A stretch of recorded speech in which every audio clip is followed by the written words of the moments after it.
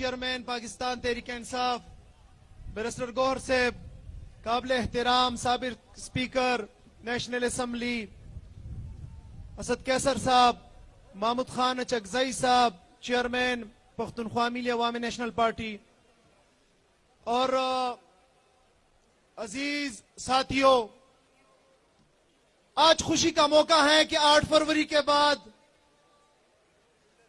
जहां पे आपने सुवात के अंदर बड़े बड़े बुर्ज उल्ट दिए, बड़े बड़े लोगों को शिकस्त दी,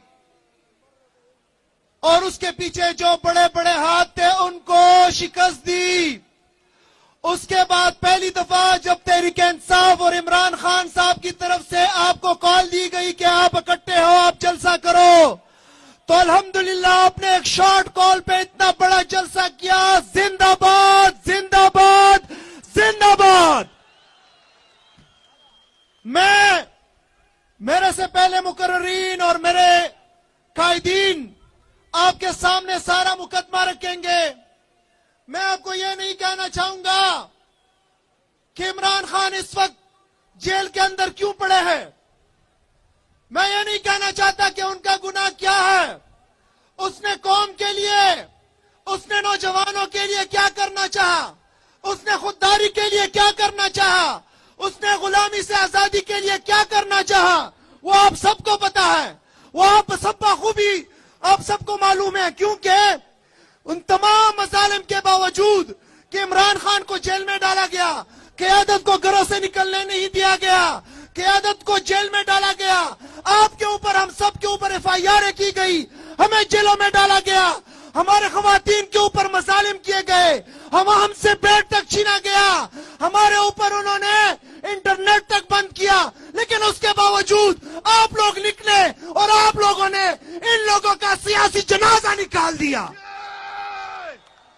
अजीज साथियों, आज भी वो शख्स जो इस वक्त जेल के अंदर कैदी नंबर 804 बंद है, वो कैदी नंबर 804 नहीं, बल्कि आपकी ताकत से, पाकिस्तानी कौम की ताकत से वजीर आजम है, जिंदा और ताबिंदा है।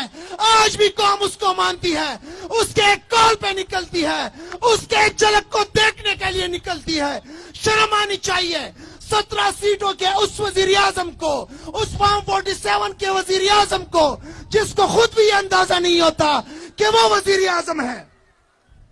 अजीज साथियों, आपको पता है कि हम जब भी यहां आए हैं, हमारा दोस्त, हमारा साथी, हमारा रहबर, मेरा नौजवान लीडर मुराद सईद के साथ हमने स्टेज शेयर की है। यह पहली दफा हुआ है कि हम सुवात के अंदर किसी स्टेज पर खड़े हैं और मुराद सईद उस स्टेज पे मौजूद नहीं है। सवाल बनता है कि मुराद सईद आज स्टेज पे क्यों नहीं है। सवाल बनता है कि मुराद सईद को इलेक्शन में हिस्सा लेने क्यों नहीं दिया गया। सवाल बनता है कि जिस नौजवान के एक इशारे पे पूरे पाकिस्तानी नौजवान निकलते थे, वो आज इस मंजर पे नहीं है। जवाब यह है कि मेरे लोगों, मुराद सईद ने आप लोगों की हक की बात की थी। मुराद सईद ने कहा था कि जहां सुवात के अंदर और खैबर पुख्तनख्वा के अंदर खून की होली खेले जाने लगी है, मैं उसको यहां फैलने नहीं दूंगा। मैं हर पुख्तून के पास जाऊंगा, उनके हुजरों में जाऊंगा, उनके गलियों में जाऊंगा, उनको इकट्ठा करूंगा, लेकिन ये आग फैलने नहीं दूंगा। ये मुझे आज भी याद है कि जब वो तालिब इल्म था पिशावर यूनिवर्सिटी के न्यू हॉस्टल A ब्लॉक में 19 नंबर रूम, और उसके रूम के सामने दीवार पे उसका शेर था।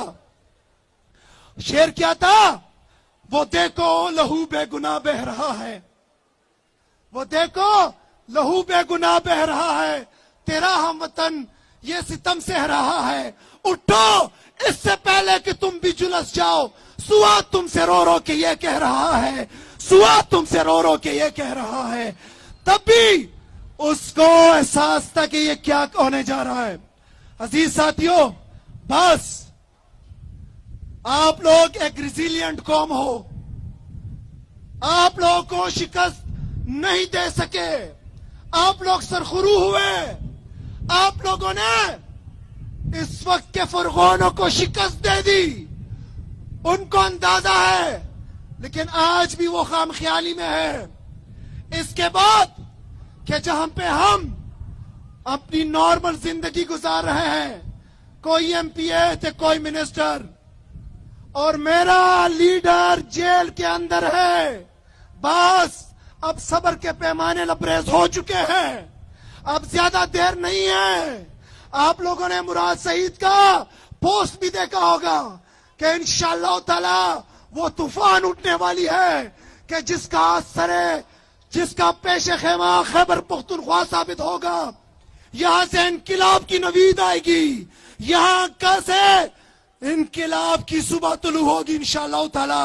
सुवातियानो तैयार है इदाग इनकिलाब दा पारा दखपल डर राव बासुल दा पारा तैयार है राव साहिबा लीडर बराव बासु राव बासु नु ब्यावा हो रहा है चिपाग इनकिलाब की बा तो टोलो ना पहला किरदार स्तासु लीडर मुराद सईद अदा कई और स्तासु परमेंट की बागा वलाड़ी।